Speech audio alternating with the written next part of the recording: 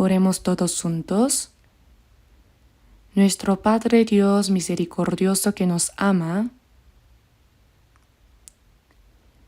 te damos gracias por tu gran gracia, porque tuviste compasión de nosotros que nos habíamos alejado de ti y andábamos en el pecado y nos amaste.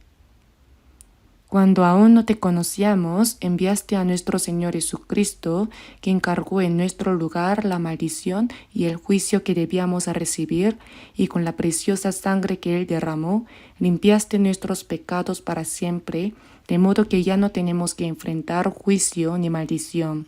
Te damos gracias por tu gracia tan grande. En este momento te damos gracias por permitirnos a nosotros que hemos sido redimidos por la preciosa sangre del Señor, reunirnos delante de ti para alabar tu gran amor y gracia, aprender tu palabra y tener comunión dentro de la comunidad santa que está contigo. Creemos que también en esta hora estás presente en medio de nosotros. Te pedimos que mires a cada uno de nosotros y nos sostengas aún más con tu mano misericordiosa y poderosa para que podamos vivir como hijos tuyos sin vergüenza. Edifícanos y perfecciónanos para que seamos más santos. Este mundo se vuelve cada día más caótico, lleno de maldad y realmente es un mundo peligroso en el que no sabemos qué puede ocurrir incluso en el transcurso de un solo día. Nosotros que vivimos en medio de este mundo no podemos llevar una vida cristiana correctamente sin tu protección y tu ayuda. Señor, con tu mano misericordiosa y poderosa, sosténnos. Renuévanos cada día con tu palabra y con el Espíritu Santo, y gobierna y guarda nuestras vidas para que podamos vivir dignamente como hijos tuyos.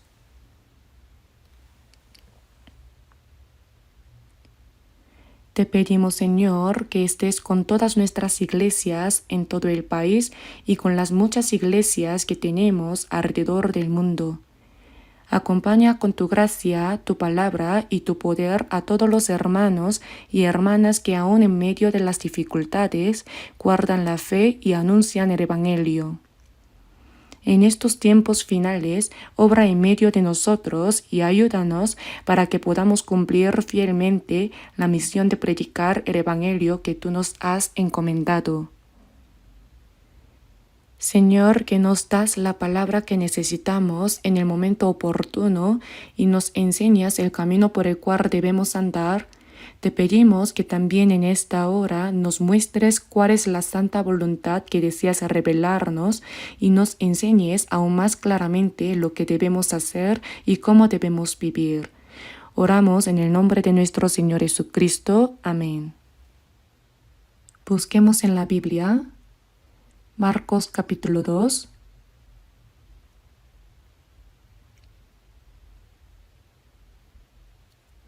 Marcos capítulo 2.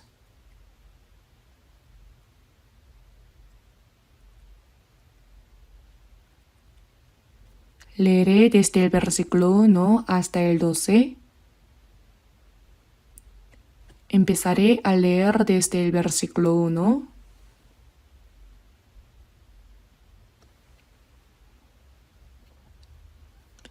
Entró Jesús otra vez en Capernaum después de algunos días, y se oyó que estaba en casa.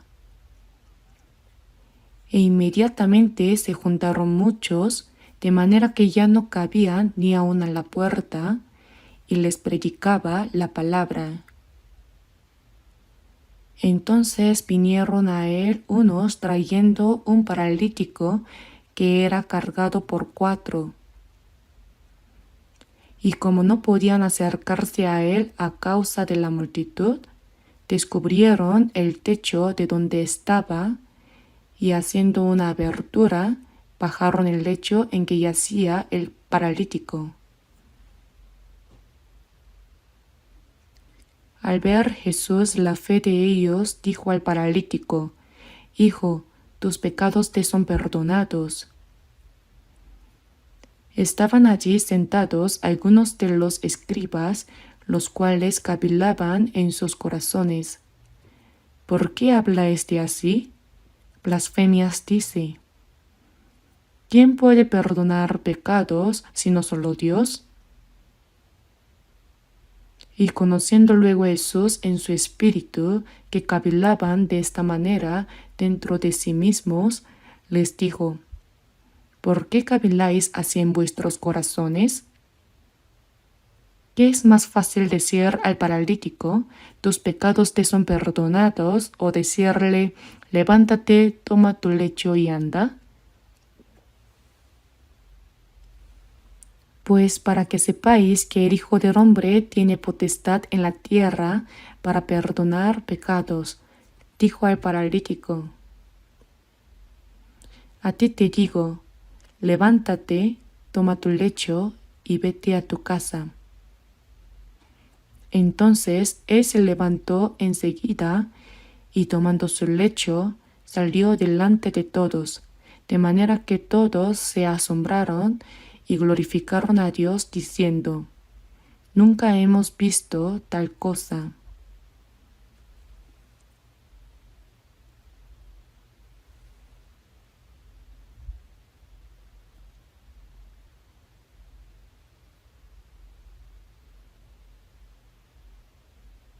Si hasta aquí,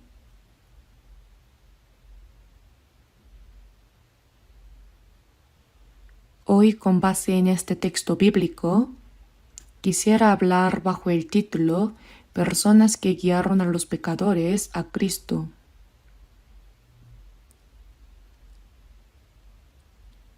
Cuando Jesús estaba en una casa en Capernaum, se dice que al oír que él estaba allí, se juntaron muchos de manera que ya no cabían ni aun a la puerta.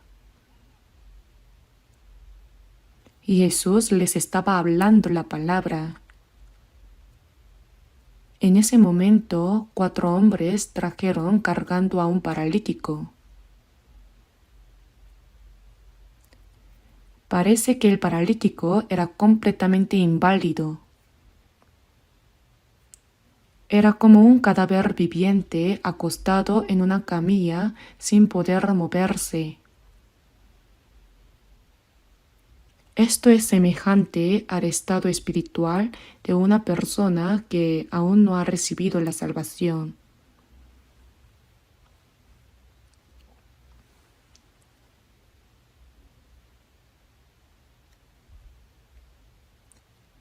Jesús vio que aquellos 4 hombres querían traer al pobre paralítico ante él para que fuera sanado.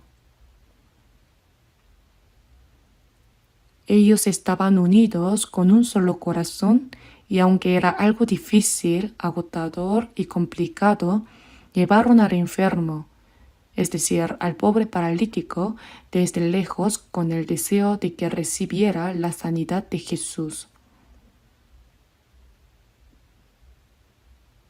Aunque era algo difícil, agotador y complicado.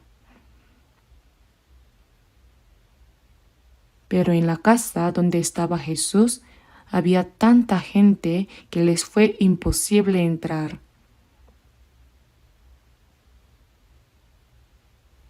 Sin embargo, después de pensarlo mucho, no se desanimaron. En lugar de rendirse, subieron al techo de la casa donde estaba Jesús. Las casas de los israelitas solían tener una escalera exterior que llevaba al techo.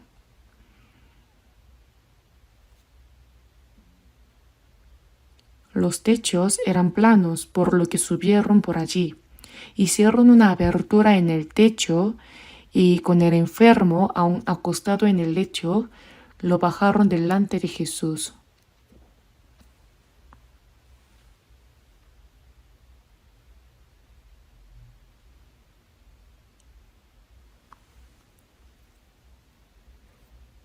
Si pensamos un momento en esa escena, realmente fue algo sorprendente.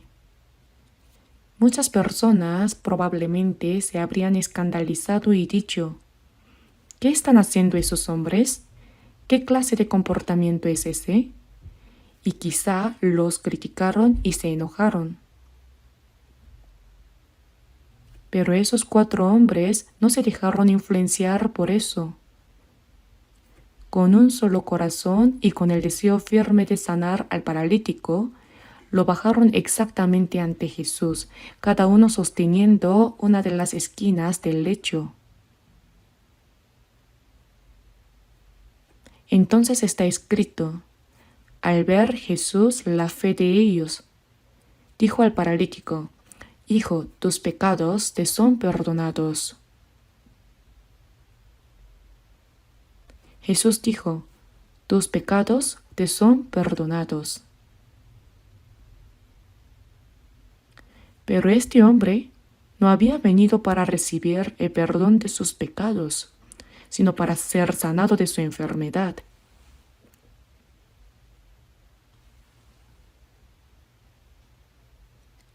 Seguramente estos 4 hombres trajeron al paralítico desde lejos con un único propósito: que fuera sanado.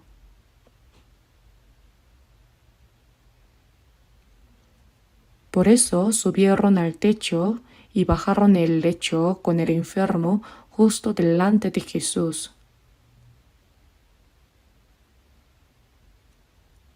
Seguramente sabían que muchas personas se enfadarían y los insultarían, y probablemente ya habían considerado pedir disculpas al dueño de la casa y pagar los daños. De todos modos, lo hicieron con el deseo de sanar al enfermo. Pero Jesús, al ver la fe de ellos, dijo al paralítico: Hijo, tus pecados te son perdonados.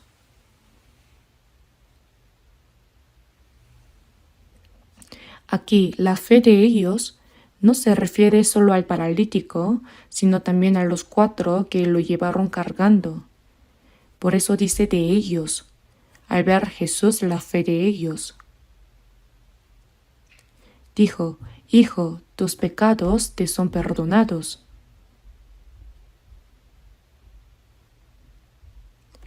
Jesús no vino a este mundo con el propósito de sanar enfermedades físicas o resolver problemas carnales, sino para salvar el alma de las personas. Y para salvar el alma es necesario perdonar los pecados.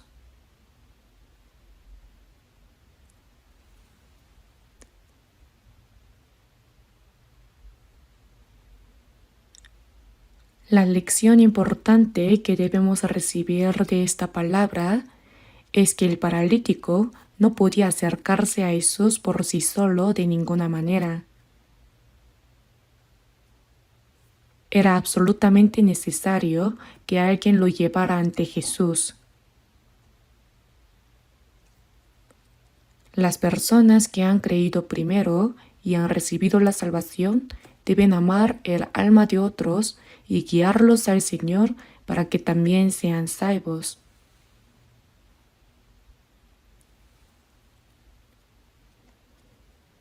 Para este pobre paralítico, el hecho de que hubiera 4 hombres, amigos o vecinos, que ya habían recibido la salvación, fue sin duda una gran bendición.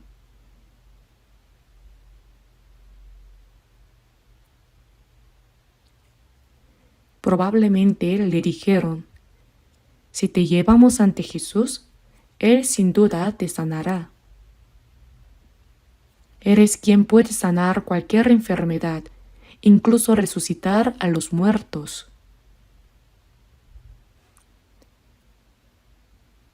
Seguramente le hablaron acerca de quién era Jesús y de que Él tenía poder para sanar cualquier enfermedad, y así despertaron su fe. No lo llevaron simplemente por la fuerza. Por supuesto, al escuchar a sus amigos, el paralítico debió haber llegado a tener el deseo y la fe de ser sanado.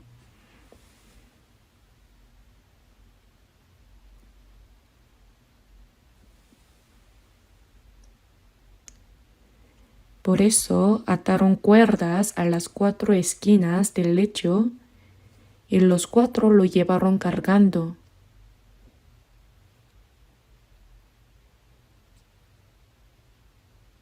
Que otra alma pueda recibir la salvación a través del trabajo, el sacrificio y el esfuerzo de las personas que han recibido la salvación primero, es el método que Dios ha establecido para salvar a las personas.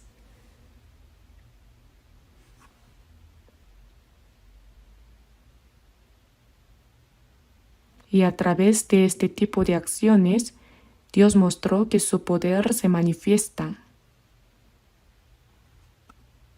Para que una persona reciba la salvación, se necesita la ayuda de alguien que ya ha sido salvo. Seguramente estos 4 hombres hablaron detalladamente sobre Jesús al enfermo y le inculcaron la voluntad de ser sanado.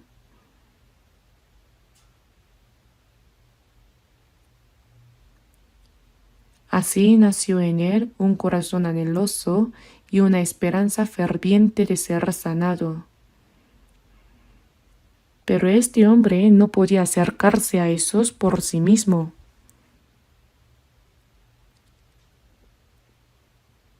Por eso, para que un alma sea salva, primero debe tener un corazón anheloso de recibir la salvación.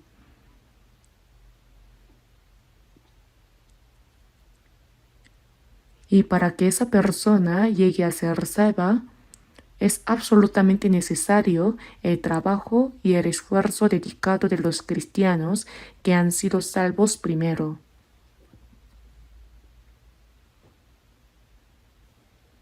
Sin la ayuda de alguien que ya ha recibido la salvación, otra persona no puede llegar a ser salva. Seguramente, si los hermanos y hermanas que ya hemos recibido la salvación nos detenemos a reflexionar, nos daremos cuenta de que no entendimos el Evangelio porque fuéramos más inteligentes ni porque lo hubiéramos deseado por nuestra cuenta. Fue porque personas que habían comprendido la verdad antes nos predicaron la palabra y así pudimos darnos cuenta de que nuestra alma estaba muerta en delitos y pecados y que después de la muerte hay juicio y una condenación eterna. Y también es necesario despertar en la persona el deseo de recibir la salvación. Por eso, para recibir la salvación, primero debe nacer ese deseo en la persona misma. Pero por sí sola, esa persona no sabe qué hacer ni cómo hacerlo. Por eso necesita necesariamente la ayuda de alguien que haya sido salvo primero. Si lo pensamos bien, incluso nosotros, los que hemos sido salvos antes, pudimos recibir la salvación gracias a que hermanos y hermanas que ya habían sido salvos oraron por nosotros, nos guiaron con la palabra y nos ayudaron a tener una oportunidad para recibir la salvación. Yo también, al reflexionar, me doy cuenta de que antes de recibir la salvación, viví más de 10 años llevando una vida conforme al cristianismo con mucho fervor. Asistía fielmente a la iglesia, guardaba el día domingo, oraba y me esforzaba por creer bien. Pensaba, ¿qué debo hacer a partir de ahora? Había muchas cosas que deseaba hacer en el mundo, pero al pensar que existe Dios, que tenemos alma, que la muerte llegará tarde o temprano y que después de la muerte hay juicio y un infierno eterno, llegué a la conclusión: no debo vivir para las cosas de este mundo, sino estudiar la Biblia y predicar el Evangelio de Dios. Pensaba que si me esforzaba así, Dios me aceptaría. Por eso durante 10 años Llevé una vida religiosa con mucho fervor. Incluso mientras asistía al seminario teológico, cada sábado por la tarde salía con un montón de folletos evangelísticos para predicar en los mercados y parques. Durante las vacaciones formábamos grupos de varios compañeros y junto con un pastor anciano recorríamos los pueblos rurales para evangelizar. Realmente lo hacía con mucho entusiasmo. Por eso pensaba que yo creía mejor que los demás. Incluso decía, seguramente yo estaré en la primera fila del cielo. Pero un día me di cuenta de que había algo errado en mi fe. La palabra que me compartió la persona que comprendió el Evangelio primero fue Juan capítulo 3, versículo 3. El que no naciere de nuevo no puede ver el reino de Dios. Nacer de nuevo significa que así como nacimos una vez carnalmente en este mundo, ahora debemos nacer una vez más espiritualmente. Jesús le dijo a Nicodemo, el que no naciere de nuevo no puede ver el reino de Dios. Y entonces Nicodemo preguntó, ¿cómo puede un hombre nacer siendo viejo? ¿Puede acaso entrar por segunda vez en el vientre de su madre y nacer? Nacer de nuevo significa literalmente nacer otra vez. Jesús dijo, lo que es nacido de la carne, carne es, y lo que es nacido del espíritu, espíritu es. Es decir, dijo, aunque tuvieras la habilidad de volver al vientre de tu madre y nacer otra vez, eso seguiría siendo carne, no espíritu. Lo que es nacido de la carne, carne es, y lo que es nacido del espíritu, espíritu es. No te maravilles de que te dije, os es necesario nacer de nuevo. Muchas personas tienen un malentendido respecto a este asunto. Piensan que creer es simplemente asistir a la iglesia y que tener fervor significa que uno está creyendo bien. Guardan el domingo, hacen la oración de la madrugada, a veces incluso vigilias de oración, hacen ofrendas, sirven en la iglesia y se esfuerzan al máximo creyendo que eso significa tener una buena fe. Pero todo eso se puede hacer incluso sin haber nacido de nuevo. Por eso comencé a reflexionar, ¿cuándo nací de nuevo realmente? Hubo ocasiones en las que me sentía muy emocionado durante las reuniones de avivamiento. También tenía experiencias intensas mientras oraba. Pero al observar con cuidado me di cuenta de que eso no era nacer de nuevo. Si estoy malentendiendo, pensando que nací de nuevo cuando en realidad no lo hice, podría terminar en el infierno. Y tras mucha lucha interior llegué a la conclusión, no he nacido de nuevo. Si muero ahora, iré al infierno.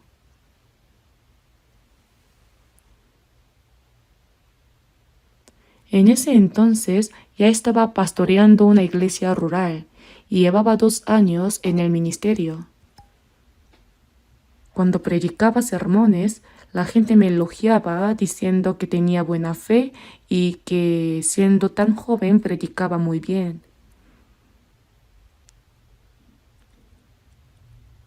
Pero yo no tenía la certeza de haber nacido de nuevo. Después de mucha lucha interior, llegué a tener la convicción de que no había nacido de nuevo. No podía hablar de esto con nadie.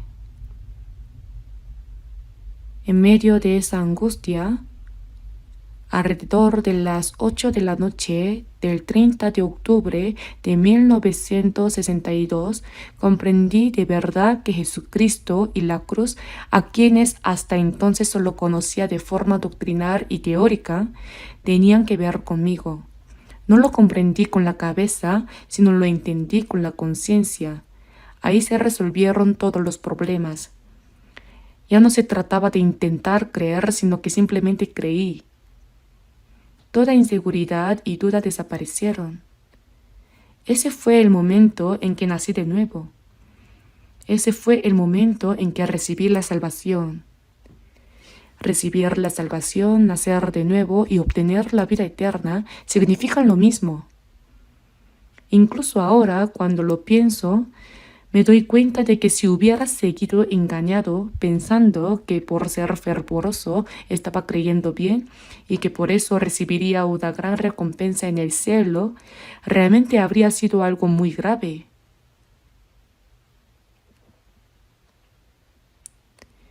Por eso, cuando pienso en la gracia de Dios y en el hecho de haber recibido la salvación, no puedo dejar de sentir una profunda gratitud.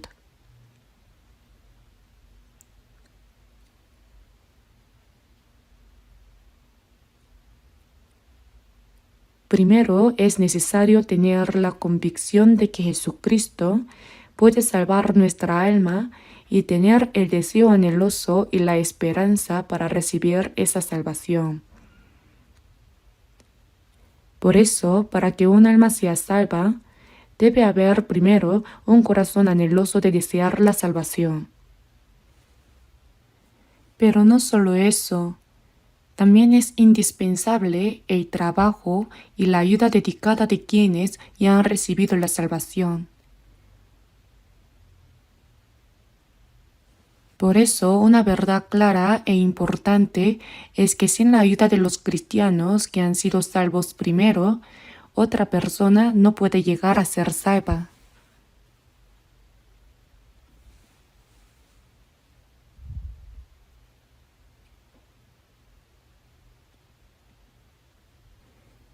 En Filipenses capítulo 1, versículos 5 al 6 está escrito: por vuestra comunión en el Evangelio desde el primer día hasta ahora.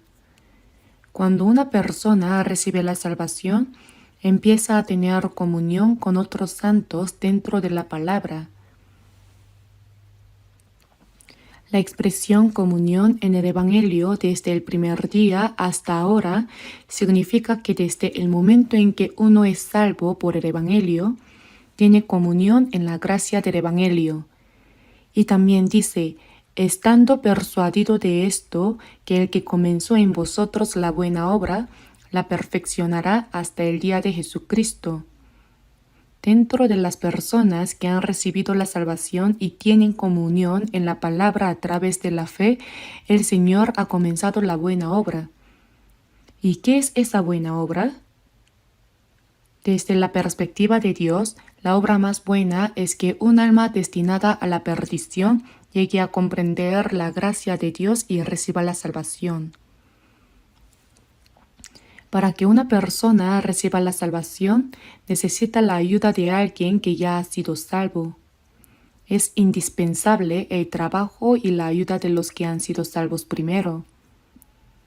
Este paralítico no podía acercarse a Jesús por sí mismo, por supuesto. Al escuchar las palabras de aquellos que ya creían, seguramente nació en él un corazón anheloso de ser sanado y entendió quién era Jesús. Después de despertar esa fe en él, estos 4 hombres lo llevaron en su lecho y lo presentaron ante Jesús. En Efesios capítulo 3, versículo 20 está escrito: y a aquel que es poderoso para hacer todas las cosas mucho más abundantemente de lo que pedimos o entendemos, según el poder que actúa en nosotros. En nosotros, los que hemos recibido la salvación primero, el Señor está obrando. Eres quien extiende su gracia primero y comienza la obra de salvar el alma de las personas, y a aquel que es poderoso para hacer todas las cosas mucho más abundantemente de lo que pedimos o entendemos, según el poder que actúa en nosotros. ¿Cuáles son entonces las cosas que pedimos y pensamos nosotros, los que hemos recibido la salvación? son completamente distintas al pensamiento de las personas del mundo. Nosotros pensamos, ¿cómo podremos evangelizar a nuestros familiares, amigos y vecinos que aún no han recibido la salvación para que lleguen a ser salvos? El que comenzó en vosotros la buena obra. El Señor hace buenas obras en medio de los salvos. Y entre todas las buenas obras, la mejor es hacer que un alma destinada a la perdición reciba la salvación. En Hechos capítulo 10, versículo 38 está escrito: cómo Dios ungió con el Espíritu Santo y con poder a Jesús de Nazaret, y cómo éste anduvo haciendo bienes y sanando a todos los oprimidos por el diablo, porque Dios estaba con él. El Espíritu Santo de Dios moraba plenamente en Jesús, y por eso él anduvo haciendo la buena obra y sanando a los oprimidos por el diablo. Así como dio vida a las almas muertas por sus delitos y pecados y limpiaba a los leprosos, se produce la obra en la que un corazón engañoso más que todas las cosas y perverso llega a comprender la gracia de Dios, recibe el perdón de los pecados y su alma es limpiada por completo. Y eso sucede a través de las personas que han recibido la salvación primero. Por eso debemos meditar bien en lo que dicen las palabras, el poder que actúa en nosotros. Dios obra dentro de los salvos. Por eso el mayor anhelo de nosotros, los cristianos, es que otras almas también reciban la salvación. Vivimos para que muchas más almas sean salvas. En Hechos capítulo 20, versículo 24, el apóstol Pablo, la persona que llevó a cabo la obra de Dios más grandemente en la era del Nuevo Testamento, dijo: pero de ninguna cosa hago caso, ni estimo preciosa mi vida para mí mismo, con tal que acabe mi carrera con gozo y el ministerio que recibí del Señor Jesús para dar testimonio del Evangelio de la gracia de Dios. Este Evangelio de la gracia, es decir, que las almas reciban la salvación por medio del testimonio de la gracia de Dios cumplida por Jesucristo, es lo que se llama el Evangelio de la gracia. Para llevar a cabo esta obra de predicar el Evangelio de la gracia, dijo que no estimaba preciosa su vida para sí mismo. Mi vida carnal puede morir incluso 100 veces. El apóstol Pablo se esforzó hasta la muerte, fue completamente fiel y predicando el Evangelio para que más almas pudieran ser salvas, fue a Roma, evangelizó durante 2 años y finalmente fue decapitado y murió como mártir. No solo el apóstol Pablo, sino todos los apóstoles murieron mártires predicando el Evangelio. ¿Y qué hay de nosotros? Aunque no podamos vivir como Pablo, Pedro o los demás apóstoles, no hay duda de que hemos sido salvos por la misma gracia de Dios. Habiendo recibido la vida eterna y la esperanza, los que han sido salvos no tienen ningún apego ni esperanza en esta tierra.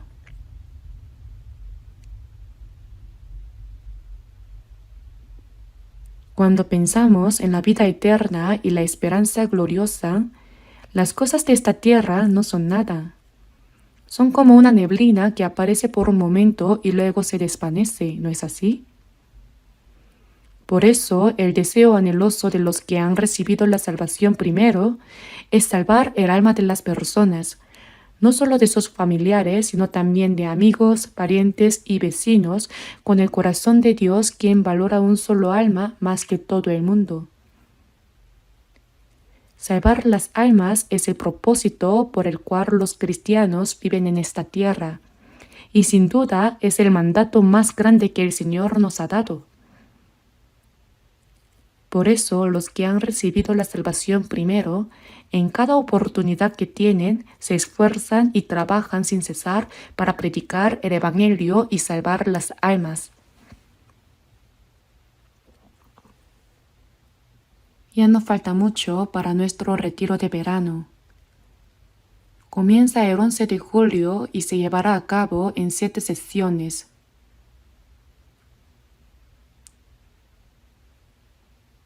En cada sesión participarán unas 10.000 personas y esta vez parece que incluso se reunirán más de 10.000. Cuando llega el tiempo de retiro, yo estoy decidido a quedarme durante las 7 semanas completas en el centro de retiro. Pero no solo yo, muchos hermanos y hermanas, junto con los pastores, se unen con un solo propósito: salvar a más almas. Todos sirven y trabajan con fervor. Sin las oraciones anhelosas, el trabajo y el sacrificio de los hermanos y hermanas, no se produciría la obra de salvación. Por eso, el poder que actúa en medio de nosotros, el Señor obra en medio de los santos que han recibido la salvación y se unen con un mismo corazón para predicar el Evangelio. Pensando en eso, hoy sentí que debía compartir este mensaje con ustedes. Para guiar a un solo pecador delante del Señor, aquellos 4 que ya habían recibido la salvación probablemente persuadieron al enfermo, le hablaron sobre quién era Jesús y despertaron en él el deseo de creer y de ser sanado. Así fue como lo llevaron ante Jesús. Por eso, cuando Jesús vio no solo la fe del enfermo, sino la fe de ellos, se refiere a la fe de los 4 que lo llevaron. Lo que ahora debemos entender es esto. Muchas almas no han recibido la salvación y esas personas tal vez ni siquiera saben que Dios existe, que tienen un alma, que más allá de la muerte hay juicio y condenación, o quién es realmente Jesús. Si no hay alguien que haya sido salvo primero que les anuncie esta verdad, nunca podrán saberlo.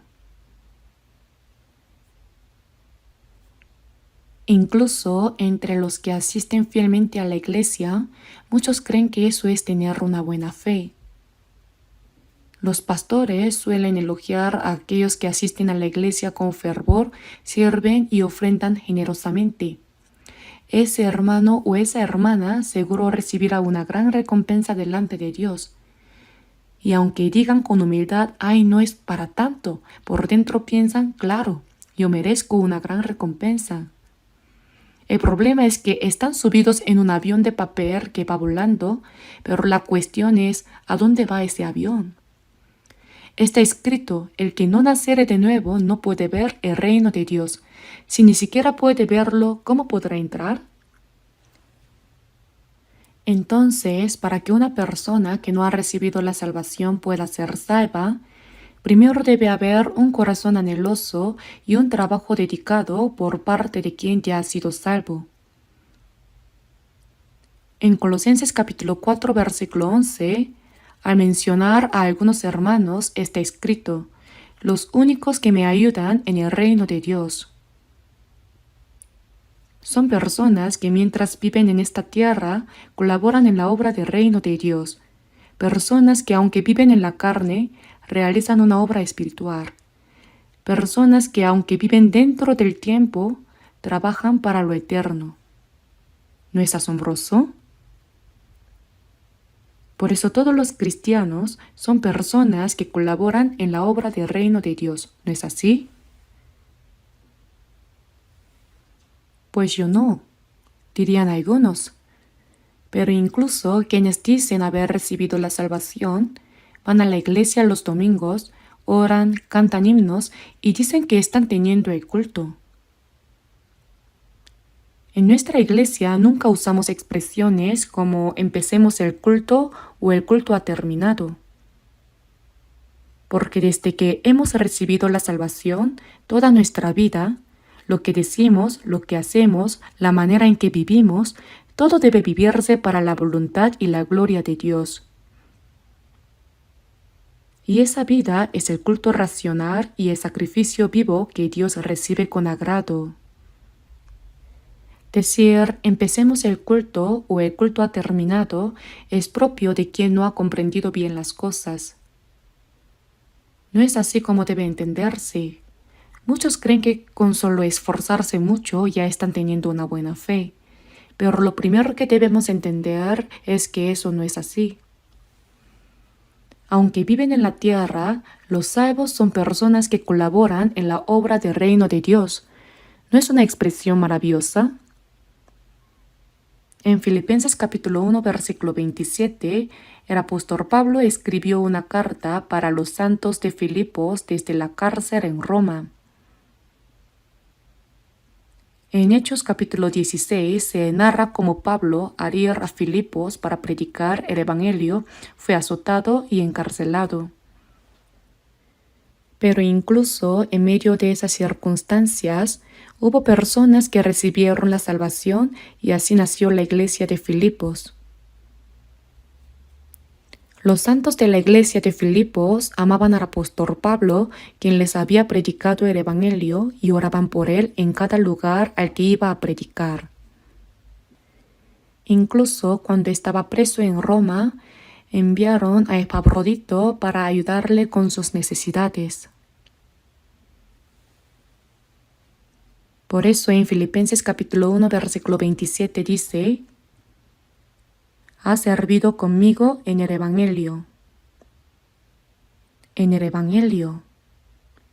También dice: solamente que os comportéis como es digno del Evangelio de Cristo.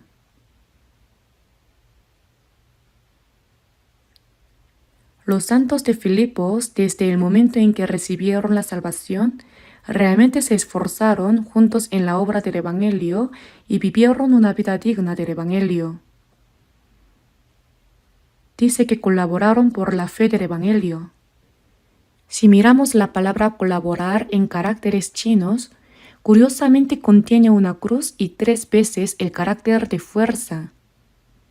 El carácter 협 significa armonía o unión. Esto muestra a las personas salvas que uniendo sus corazones se esfuerzan juntos en la obra de predicar el Evangelio. Ahora esa es la obra que debemos hacer. En este próximo retiro de verano también, Dios llevará a cabo su obra de salvación, salvando a muchas almas a través de la oración ferviente, el trabajo y el sacrificio de aquellos que han sido salvos primero. Y nosotros creemos firmemente en eso.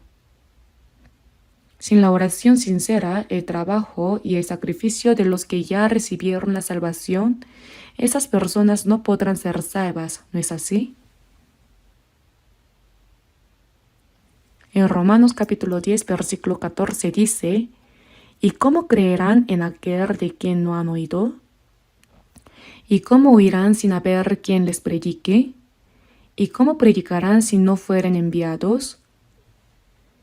Si no hay quien predique, no se puede oír el Evangelio, y si no se oye, no se puede creer, y si no se cree, no se puede recibir la salvación. Si los salvos se quedan con la boca cerrada y no hacen nada para predicar el Evangelio, entonces nadie podrá ser salvo. Debemos comprender que el propósito por el cual vivimos en esta tierra es porque todavía hay muchas personas que no han recibido la salvación y tenemos una tarea que cumplir: predicarles el Evangelio. Es absolutamente necesario que una persona que ha sido salva primero ayude y guíe a otros para que puedan escuchar la palabra y recibir también la salvación. En Juan capítulo 4, versículos 28 al 30, vemos que una mujer samaritana muy pecadora fue evangelizada por Jesús y recibió la salvación. Ella había ido a sacar agua y se encontró con Jesús. Jesús conocía muy bien qué tipo de pecadora era esa mujer. Era famosa en ese pueblo. Parece haber sido una mujer muy promiscua. Había tenido 6 hombres y ninguno de ellos era realmente su esposo, Por eso Jesús le dijo: porque 5 maridos has tenido, y el que ahora tienes no es tu marido. Esto has dicho con verdad. Esta mujer no podía ir a sacar agua por la mañana o por la tarde como lo hacían las demás, sino que iba sola al mediodía cuando no había nadie, y fue entonces cuando se encontró con Jesús.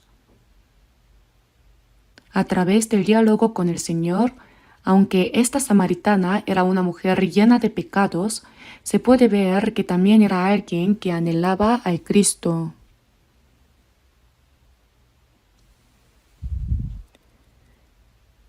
Cuando Jesús le habló de varias cosas, la mujer samaritana le dijo: Señor, me parece que tú eres profeta.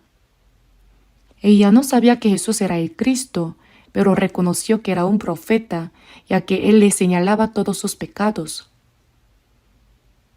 Entonces pensó: ya que he conocido a un profeta, le preguntaré algo que siempre me ha causado curiosidad. Los samaritanos vivían en el norte de Israel y en el año 722 a.C. fueron destruidos por Asiria. Como resultado, los israelitas del norte se mezclaron con los gentiles. Por eso los judíos del sur de Judá los despreciaban y los trataban como apóstatas, como perros. No se relacionaban con ellos. Los judíos decían que el lugar para adorar a Dios era Jerusalén, pero los samaritanos habían construido un pequeño templo en el monte Gerizim y decían: también se puede adorar aquí. Por eso la mujer samaritana le preguntó a Jesús: nuestros padres adoraron en este monte, refiriéndose al monte Gerizim, y añadió: pero vosotros decís que en Jerusalén es el lugar donde se debe adorar. Aprovechando que tenía delante a un profeta, le preguntó cuál era el lugar correcto. Entonces Jesús le respondió: mujer, créeme que la hora viene cuando ni en este monte ni en Jerusalén adoraréis al Padre. Y Dios es espíritu, y los que le adoran en espíritu y en verdad es necesario que adoren. Dijo que no será ni en el monte Gerizim, ni en Jerusalén donde se adore al Padre, sino que viene la hora en que se adorará verdaderamente. Dijo que esa no era la verdadera adoración.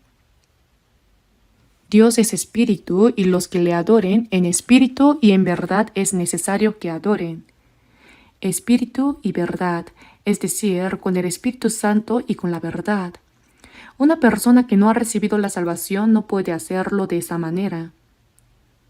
Primero debe recibir la salvación y luego vivir guiado por el Espíritu Santo y la verdad. Esa es la verdadera adoración en espíritu y en verdad. Cuando Jesús dijo eso, los ojos de la mujer samaritana se abrieron de golpe y exclamó: ahora veo que tú eres el Cristo, eres el Cristo. Entonces dejó su cántaro y corrió al pueblo de Samaria gritando como loca: venid, ved a un hombre que me ha dicho todo cuanto he hecho. ¿No será este el Cristo? En vez de avergonzarse de los pecados vergonzosos de su pasado, proclamó: venid, ved a un hombre que me ha dicho todo cuanto he hecho. ¿No será este el Cristo? Su testimonio tenía tanta convicción y seguridad que la gente pensó algo fuera de lo común ha sucedido. Así los samaritanos salieron de la ciudad y se acercaron a Jesús. Entonces, después de escuchar las palabras de Jesús, lo invitaron a quedarse con ellos. Jesús permaneció en Samaria durante 2 días y durante ese tiempo predicó el Evangelio a los samaritanos.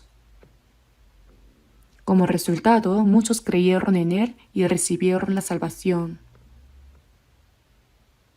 Y los samaritanos dijeron a la mujer: ya no creemos solamente por tu dicho, porque nosotros mismos hemos oído y sabemos que verdaderamente este es el Salvador del mundo, el Cristo.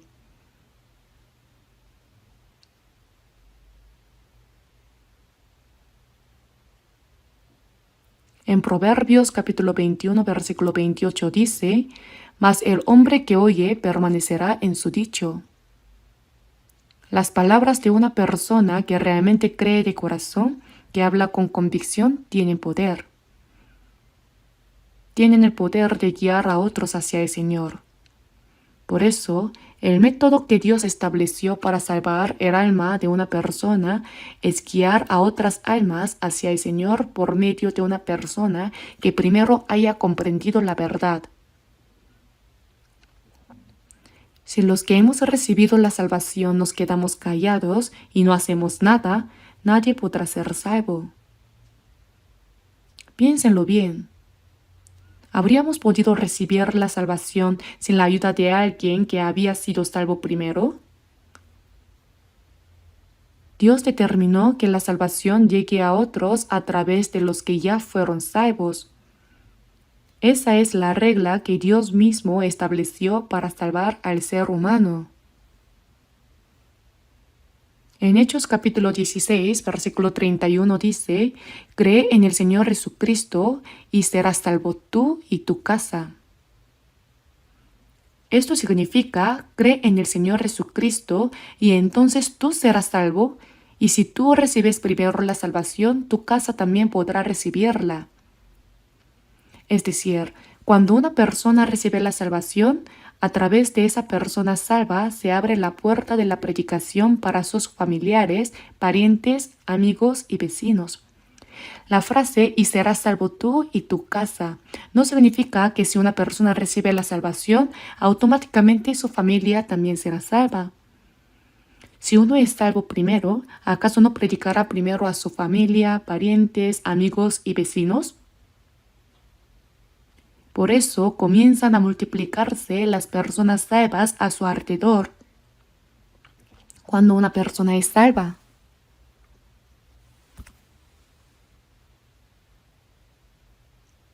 y para poder guiar a otros al Señor, uno mismo debe tener primero una fe firme y un testimonio claro.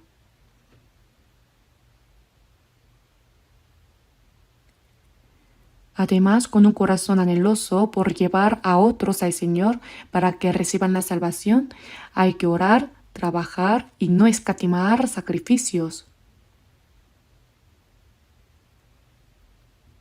Predicar no es algo fácil, ¿verdad? Muchas veces uno piensa que simplemente diciendo "vamos a la iglesia" o "asiste conmigo a la iglesia" ya está predicando. Pero incluso entre los que ya asisten a la iglesia, hay muchísimos que no han recibido la salvación. ¿Acaso se puede recibir la salvación solo por ir a la iglesia? Hay que anunciar la palabra por la cual uno pueda realmente ser salvo. Y para eso es absolutamente necesaria la oración, el trabajo y el sacrificio de quienes ya han recibido la salvación. En 2 de Corintios capítulo 9 versículo 6 está escrito: el que siembra escasamente también segará escasamente, y el que siembra generosamente, generosamente también segará. ¿Qué significa sembrar? En tiempos de hambre, cuando apenas queda algo de alimento, si uno simplemente lo cocina y se lo come, se queda sin semillas, ¿verdad? Sembrar, en ese caso, representa un acto de autosacrificio. En el Salmo 126 dice: los que sembraron con lágrimas, con regocijo segarán. Irá andando y llorando el que lleva la preciosa semilla, mas volverá a venir con regocijo trayendo sus cabillas. Pero, ¿por qué uno lloraría al sembrar? ¿Quién llora mientras siembra semillas? ¿A qué se refiere esto? Debemos entender que predicar el Evangelio y salvar almas requiere esfuerzo y sacrificio. Sin esfuerzo ni sacrificio previos, otras almas no pueden ser salvas. Por eso vamos a abrir brevemente Proverbios capítulo 24.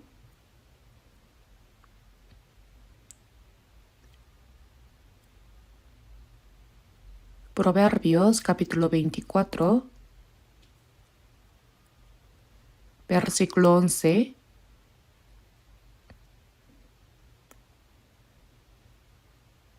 Leamos juntos despacio Proverbios capítulo 24, versículos 11 al 12. Libra a los que son llevados a la muerte, salva a los que están en peligro de muerte. Porque si dijeres ciertamente no lo supimos, ¿acaso no lo entenderá el que pesa los corazones? El que mira por tu alma, él lo conocerá, y dará al hombre según sus obras.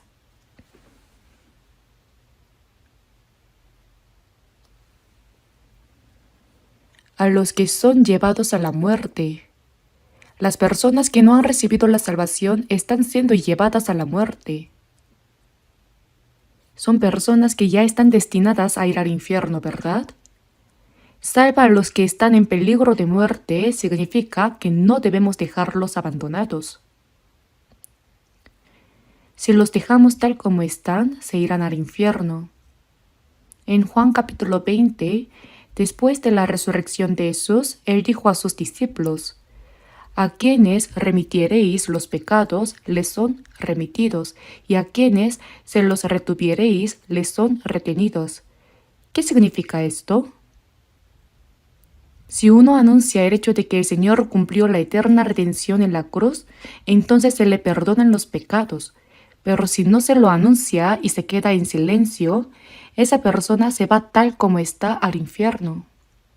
Por eso, a los que están en peligro de muerte, es decir, a los que están atrapados por el diablo y llevados al infierno, hay que rescatarlos.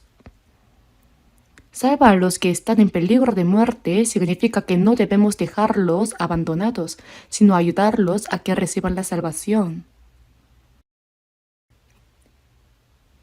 Porque si dijeres, ciertamente no lo supimos, ciertamente no lo supimos. ¿Acaso no lo entenderá el que pesa los corazones?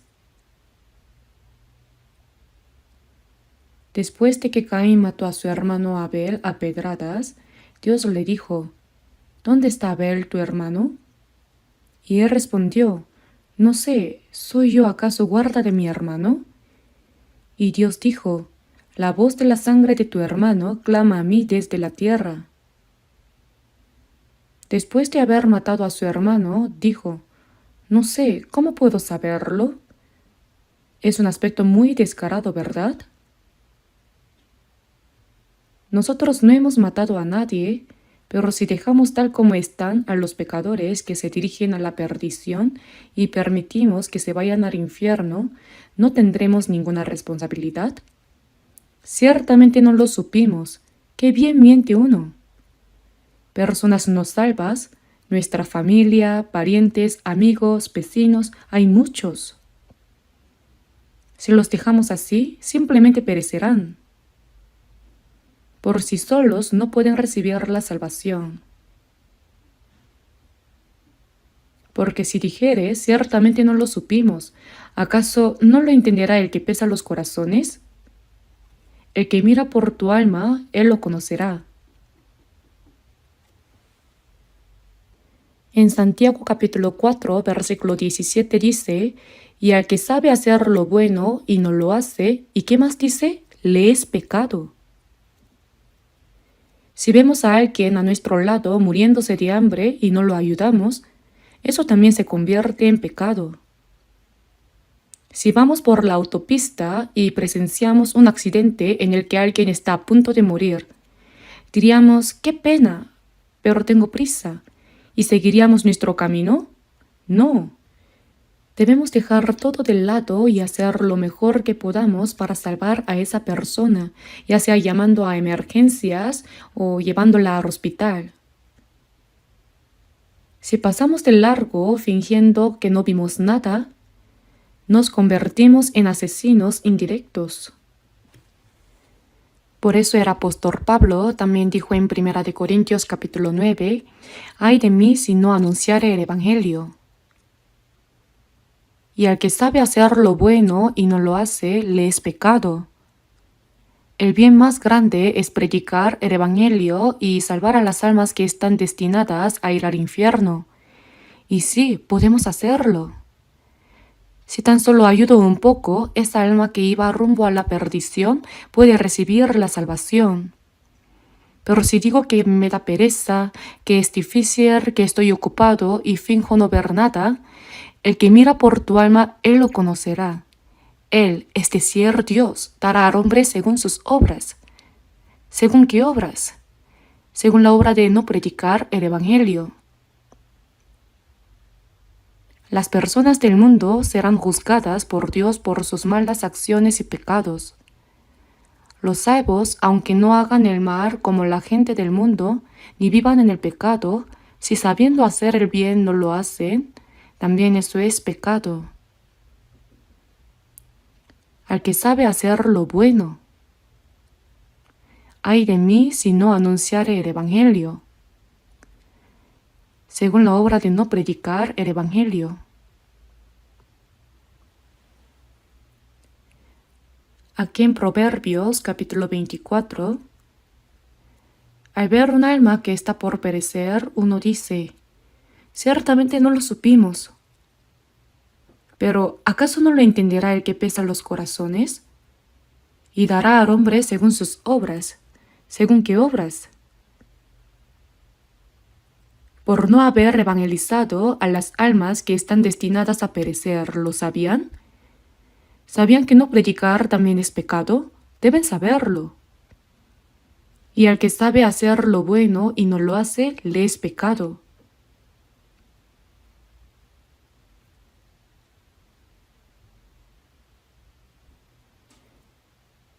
Nosotros realizamos con frecuencia seminarios o facilitamos que las personas reciban consultas.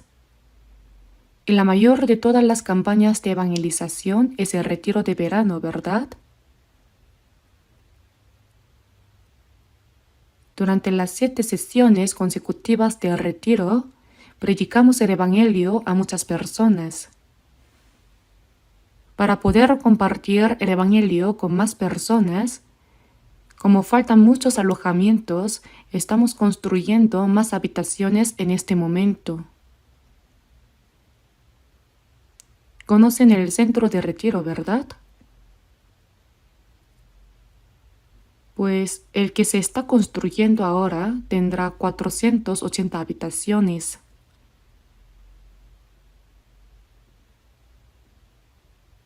Será un número similar al del actual centro de retiro.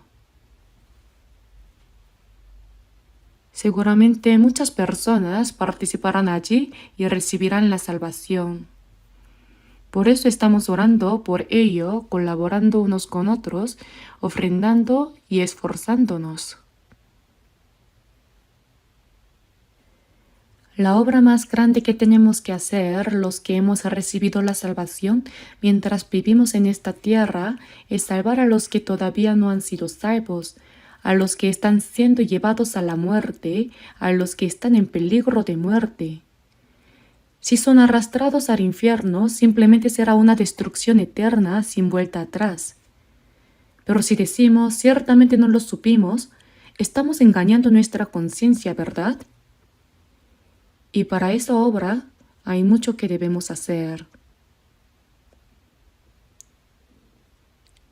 Estos hombres trajeron al paralítico delante de Jesús.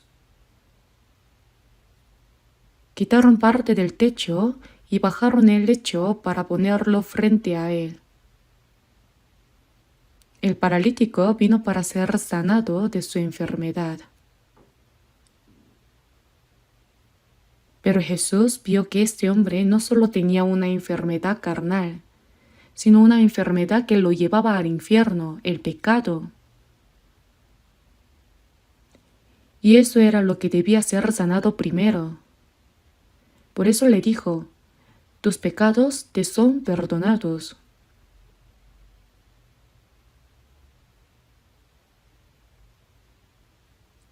Incluso en tiempos de Jesús, muchas personas lo seguían. Algunas lo hacían porque realizaba milagros y multiplicaba el pan. Lo seguían solo para comer.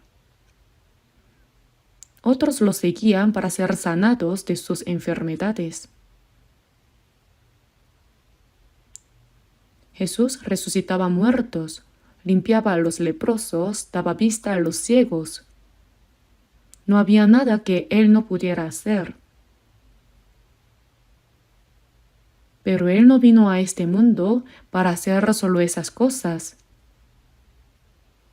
Jesús vino para dar vida a las almas que estaban muertas en delitos y pecados, para salvar a las almas que iban al infierno y llevarlas al cielo.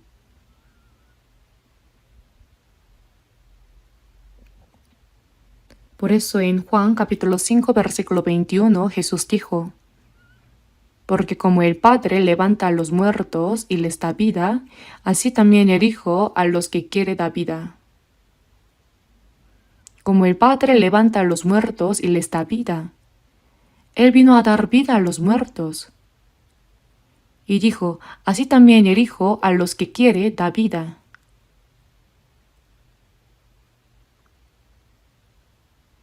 Pero para dar vida a los muertos no es algo que se haga fácilmente. La paga del pecado es muerte. Por eso alguien debe pagar el precio del pecado. ¿Y cómo se paga? Una vida sin pecado debe morir en lugar del pecador. Esto no es un problema sencillo. Para salvar a los pecadores que están destinados a ir al infierno, el Hijo unigénito de Dios, el Santo y Glorioso que es igual a Dios, fue condenado a muerte como si fuera el más miserable de los pecadores. Recibió todo el oprobio y el dolor que deberían haber caído sobre los pecadores y murió en la cruz. Y con su sangre perdonó eternamente todos nuestros pecados. En Levítico capítulo 17 versículo 11 dice, la vida de la carne en la sangre está. Por eso, la misma sangre hará expiación de la persona. En la época del Antiguo Testamento, un cordero, un macho cabrío o un becerro sin defecto moría derramando su sangre para hacer expiación por los pecados del pueblo de Israel. Pero en Hebreos capítulo 10 versículo 4 está escrito, porque la sangre de los toros y de los machos cabríos no puede quitar los pecados. ¿Cómo va a quitar los pecados humanos la sangre de un animal? No se puede. Eso fue una figura anticipada de que en el futuro el Hijo unigénito de Dios sin pecado moriría como un cordero. Hebreos capítulo 9 versículo 22 dice, sin derramamiento de sangre no se hace remisión. Y en 1 de Juan capítulo 3 versículo 5 dice, y sabéis que Él, es decir Jesús, apareció para quitar nuestros pecados y no hay pecado en Él. Jesús, que no tenía pecado, vino a este mundo para quitar nuestros pecados. ¿De qué manera? Muriendo en nuestro lugar. El Hijo unigénito de Dios, santo y sin mancha, vino para morir como un cordero, derramando su sangre para perdonar nuestros pecados. Como está escrito, sin derramamiento de sangre no se hace remisión. Por eso en Hebreos capítulo 9, versículo 12 dice, y no por sangre de machos cabríos ni de becerros, como lo hacían los israelitas en el tiempo del Antiguo Testamento, sino por su propia sangre entró una vez para siempre en el lugar santísimo, habiendo obtenido eterna redención. Cuando Jesús murió en la cruz, dijo, consumado es. Es decir, todo está cumplido, todo está terminado. ¿Qué cosa? La obra de perdonar nuestros pecados. El Hijo unigénito de Dios, que no tenía pecado, no solo cargó con los pecados de todo el mundo y murió, sino que derramó toda su sangre preciosa para perdonar eternamente nuestros pecados. Por eso en 1 de Pedro, capítulo 1, versículo 18, está escrito: sabiendo que fuisteis rescatados de vuestra vana manera de vivir, la cual recibisteis de vuestros padres, no con cosas corruptibles como oro o plata, sino con la sangre preciosa de Cristo, como de un cordero sin mancha y sin contaminación. Hemos recibido el perdón de nuestros pecados porque el Hijo unigénito de Dios murió como un cordero y su sangre preciosa perdonó eternamente nuestros pecados. Nosotros hemos comprendido y creído esta verdad. Por eso, el Hijo unigénito de Dios sin pecado murió en nuestro lugar y con la sangre que derramó perdonó para siempre todos nuestros pecados. Cuando Jesús le dijo al paralítico: tus pecados te son perdonados, aunque aún no había muerto en la cruz, lo dijo anticipando la muerte que habría de padecer. En Isaías capítulo 44, versículo 22, el profeta Isaías habló 700 años antes de la venida de Jesús. A los israelitas les dijo: yo deshice como una nube tus rebeliones y como niebla tus pecados. Vuélvete a mí porque yo te redimí. Esto fue dicho en base a lo que Cristo haría en el futuro, al venir y morir en la cruz para perdonar los pecados de la humanidad. Cuando Jesús dijo en la cruz: consumado es, fue en ese momento que nuestros pecados fueron borrados con la sangre de Jesús, como está escrito: yo deshice como una nube tus rebeliones y como niebla tus pecados. Por eso dice: vuélvete a mí porque yo te redimí. Lo que creemos es esto, que cuando aún no sabíamos nada, el Señor Jesús murió en nuestro lugar y con la preciosa sangre que derramó, perdonó eternamente nuestros pecados. Esa es la verdad en la que creemos. Ahora abramos Efesios capítulo 1, versículo 7. Efesios capítulo 1.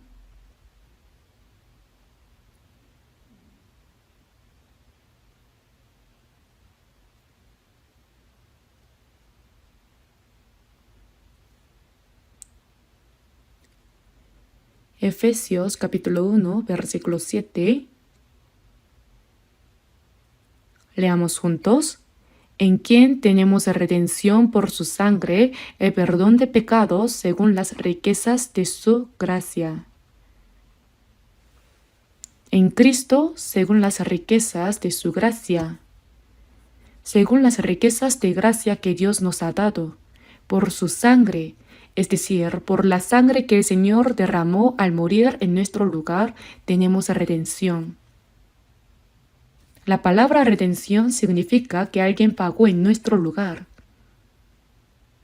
Tenemos redención y perdón de pecados. Ya lo hemos recibido. No es algo que tendremos en el futuro. Ya lo tenemos. ¿Y hasta cuándo? Por toda la eternidad. Porque si no fuera eterna redención, la salvación no sería completa. Por eso dice: por su propia sangre entró una vez para siempre en el lugar santísimo, habiendo obtenido eterna redención. Incluso ahora, el Señor está orando por nosotros delante de Dios. El que logró eterna redención intercede ante Dios como nuestro garante, orando por nosotros. Ahora vamos a volver brevemente a Marcos capítulo 2. Marcos capítulo 2. Voy a leer Marcos capítulo 2, versículos 6 al 8.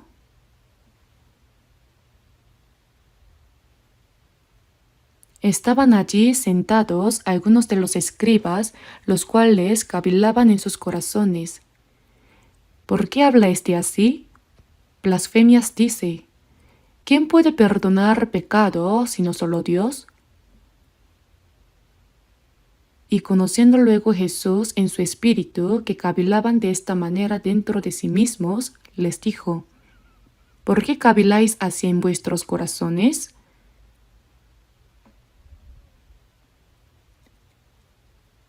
Cuando Jesús le dijo al paralítico: Ten ánimo, hijo, tus pecados te son perdonados, los fariseos, es decir, algunos escribas, comenzaron a murmurar. Los fariseos y escribas eran legalistas. Ellos no habían venido para escuchar sinceramente las palabras de Jesús, sino para buscar cualquier pretexto para criticarlo. Por eso, cuando Jesús dijo: Tus pecados te son perdonados, los escribas dijeron: ¿Por qué habla este así? Blasfemias dice. La palabra blasfemia significa decir algo que no se puede decir delante de Dios, y también significa ser irreverente o arrogante. Dijeron: ¿Quién puede perdonar pecados sino solo Dios? Estaban diciendo: solo Dios puede perdonar pecados. ¿Acaso tú eres Dios? Aquellos que criticaban a Jesús lo acusaban de blasfemia porque decía cosas que ningún ser humano podía decir, ya que él se consideraba igual a Dios.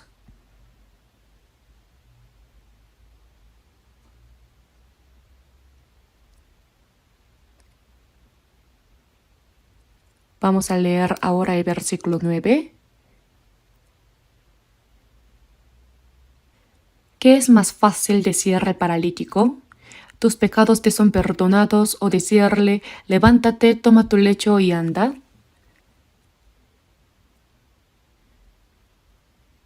Jesús les dijo a estos escribas: ¿Qué es más fácil decirle al paralítico: Tus pecados te son perdonados, o decirle: Levántate, toma tu lecho y anda? ¿Cuál de las dos cosas es más fácil? Ninguna de las dos es fácil. Decir tus pecados te son perdonados es algo que solo Dios puede decir. Y además el paralítico estaba completamente inmóvil. Decirle a alguien que está acostado sin poder moverse: levántate, toma tu lecho y anda, eso no es posible. Si no es por el poder de Dios, eso tampoco se puede hacer. Por lo tanto, ambas cosas no son fáciles, sino difíciles. Veamos el versículo 10. Pues para que sepáis que el Hijo del Hombre tiene potestad en la tierra para perdonar pecados, dijo al paralítico: A ti te digo, levántate, toma tu lecho y vete a tu casa. Entonces él se levantó enseguida y, tomando su lecho, salió delante de todos, de manera que todos se asombraron y glorificaron a Dios, diciendo: Nunca hemos visto tal cosa.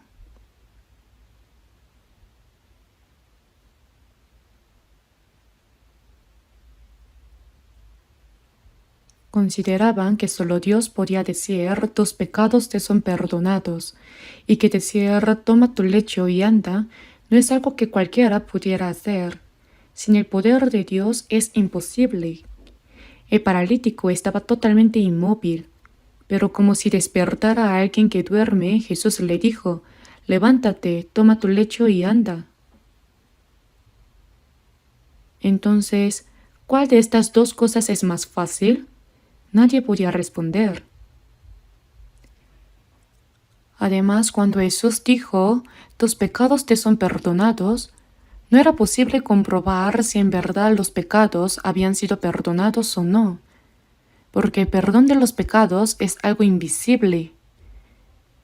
Pero cuando Jesús dijo: Toma tu lecho y anda, el hombre se levantó enseguida y, tomando su lecho, salió delante de todos, de manera que todos se asombraron y glorificaron a Dios, diciendo: Nunca hemos visto tal cosa.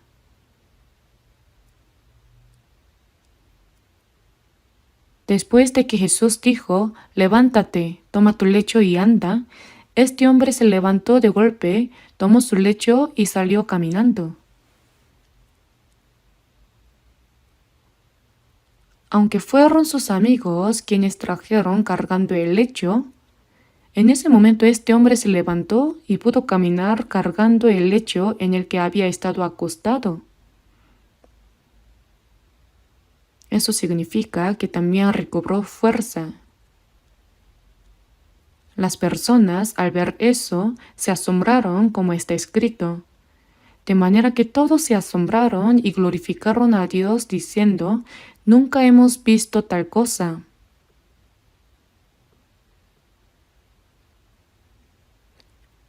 El propósito por el cual Jesús sanó a ese enfermo fue para mostrar mediante ese milagro que sus palabras, «tus pecados te son perdonados», eran verdaderas y ciertas.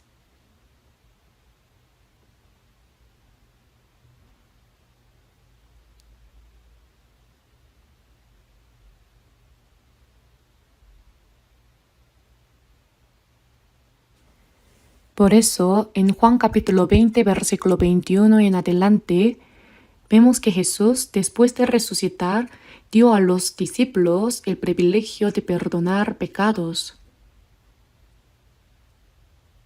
Como me envió el Padre, así también yo os envío.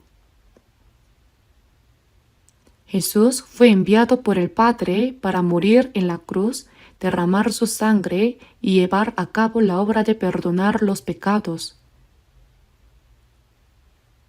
Cuando dijo, así también yo os envío, ¿para qué los envió? Para que anunciaran el hecho que el Señor había cumplido.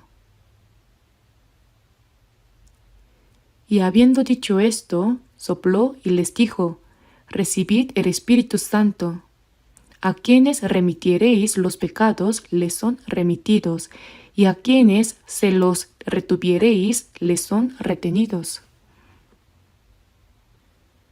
Pero cuando venga el Espíritu de verdad, Él dará testimonio acerca de mí.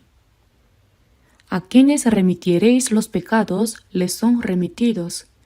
La Iglesia Católica ha distorsionado completamente este versículo, interpretando que el Papa recibió la autoridad para perdonar pecados, y como no puede hacerlo solo, ha delegado ese poder a los sacerdotes. Por eso, cuando una persona peca y se confiesa, el sacerdote dice, «Tus pecados te son perdonados». Entonces se considera que están perdonados, o dice, «Los retengo tal como están». ¿Y así quedan los pecados? No, no es así. Si testificamos del hecho de que Jesús perdonó eternamente nuestros pecados en la cruz, el pecado es remitido. Pero a quienes se los retuviereis significa no predicar y dejarlos así. Eso es condenación. ¿No es esto asombroso? Entonces, ¿cuán grande es la responsabilidad que se nos ha dado? En Mateo capítulo 16, versículo 26, según las palabras de Jesús, porque ¿qué aprovechará al hombre si ganare todo el mundo y perdiere su alma? ¿O qué recompensa dará el hombre por su alma? Jesús dijo que un alma vale más que todo el mundo. El espíritu creado a imagen de Dios es muy precioso a los ojos de Dios.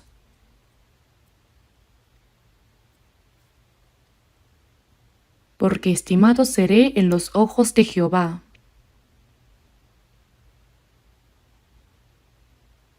Debido a que tengo un espíritu creado a imagen de Dios, soy estimado a los ojos de Dios.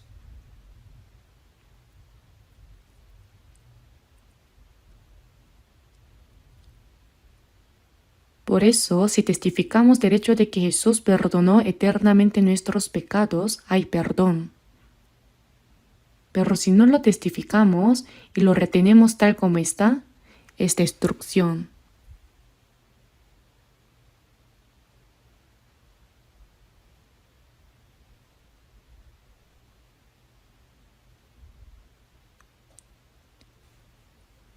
¿Y cómo creerán en aquel de quien no han oído? ¿Y cómo oirán sin haber quien les predique? ¿Y cómo predicarán si no fueren enviados? Fueron enviados, ¿y cómo no predicar entonces? Jesús dijo, Como me envió el Padre, así también yo os envío. Eso no fue dicho solo a los apóstoles. La persona que ha recibido la salvación, desde el momento en que es salva, existe para anunciar esa verdad. En el Salmo capítulo 66, versículo 16 dice: «Y contaré lo que ha hecho a mi alma. Anunciaré lo que Dios ha hecho por mi alma», es decir, que ha cumplido eterna redención. Esta es la máxima orden que el Señor nos dio y el propósito por el cual los cristianos viven en esta tierra.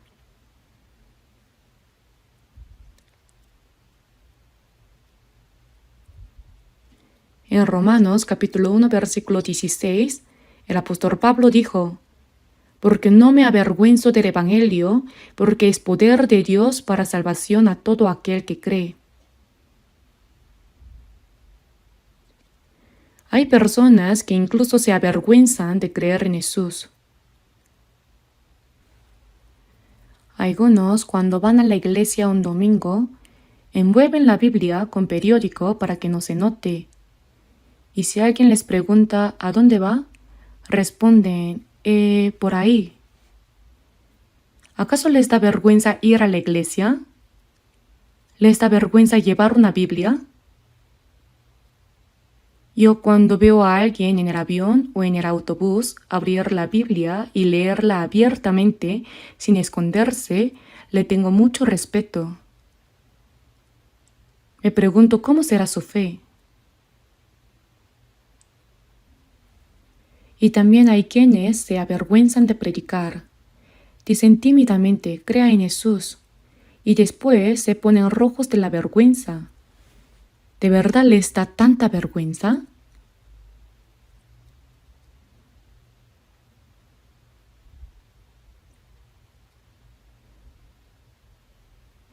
En Juan capítulo 5, versículo 24, Jesús dijo: de cierto os digo, el que oye mi palabra y crea al que me envió, ¿qué tiene? Tiene vida eterna, y no vendrá a condenación, mas ha pasado de muerte a vida». La persona que escucha las palabras del Señor, comprende la gracia de Dios y cree, es salva, ha recibido la vida eterna. Tiene vida eterna y no vendrá a condenación. La persona salva no será juzgada. Ha pasado de muerte a vida, es decir, se bajó del tren rumbo al infierno y se subió al tren rumbo al cielo. Ha pasado de muerte a vida.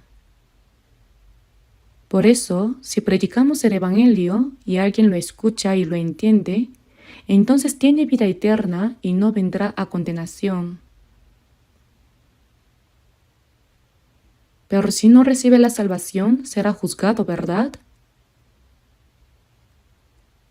Jesús no solo recibió la autoridad para perdonar pecados, sino también la autoridad para juzgar. Hay que saber que quien no recibe el perdón de pecados por medio de Jesús será juzgado por medio de él. La persona que no ha recibido la salvación verá al Señor, pero el Señor se le aparecerá como juez.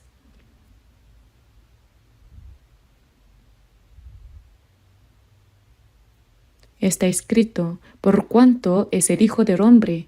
El hecho de ser el Hijo del Hombre significa que Jesús vino como hombre y murió en la cruz, y por eso le fue dada la autoridad de hacer juicio. El Señor que murió en la cruz para redimir nuestros pecados es al mismo tiempo el Señor del juicio. Por eso, cuando este paralítico recibió el perdón de pecados y luego, según la palabra de Jesús, se levantó, tomó su lecho y caminó, las personas se asombraron y glorificaron a Dios. Cuando ocurre la obra de salvación en una persona, lo primero que sucede es que inevitablemente se da gloria a Dios.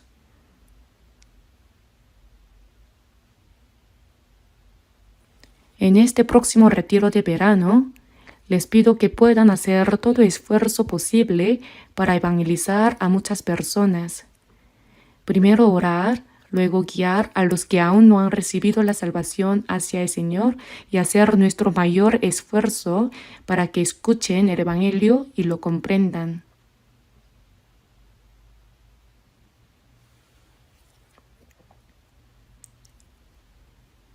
Cuando vemos el retiro, no solo el pastor que está en el púlpito es quien evangeliza. No son solamente los pastores o predicadores que hacen las consultas quienes evangelizan. Todos los hermanos y hermanas dan lo mejor de sí por el retiro.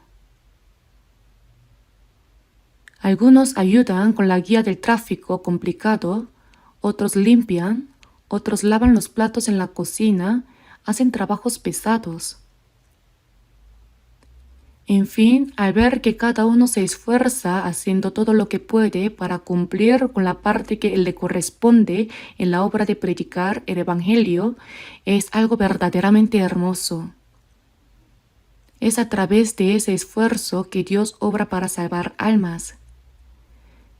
Esta vez también debemos orar juntos, esforzarnos, sacrificarnos y colaborar para que por medio de nuestro trabajo se lleve a cabo la gran obra de Dios y muchas almas reciban la salvación. Oremos juntos. Dios nuestro Padre misericordioso, gracias por tener misericordia de nosotros que andábamos en el pecado y éramos merecedores del juicio eterno, y por perdonar eternamente nuestros pecados con la preciosa sangre del Señor sin requerir ningún mérito de nuestra parte. Ahora que hemos recibido la salvación, te pedimos, Señor, que uses preciosamente a cada uno de nosotros conforme a tu voluntad para que el propósito de nuestra vida en esta tierra, que es anunciar el Evangelio a muchos que aún no han sido salvos, se cumpla, guiando así a muchas almas hacia ti para que reciban la salvación. Te rogamos también que a través de este retiro de verano muchas almas sean salvas y así traigan gran gozo y gloria a nuestro Padre Dios. Confiando todo en la mano poderosa y misericordiosa del Señor, te pedimos que nos ayudes, que todos seamos sostenidos por la mano de tu poder y que podamos ser usados preciosamente en la obra de guiar a las almas perdidas hacia el Señor para que reciban la salvación. Hemos orado en el nombre de nuestro Señor Jesús. Amén.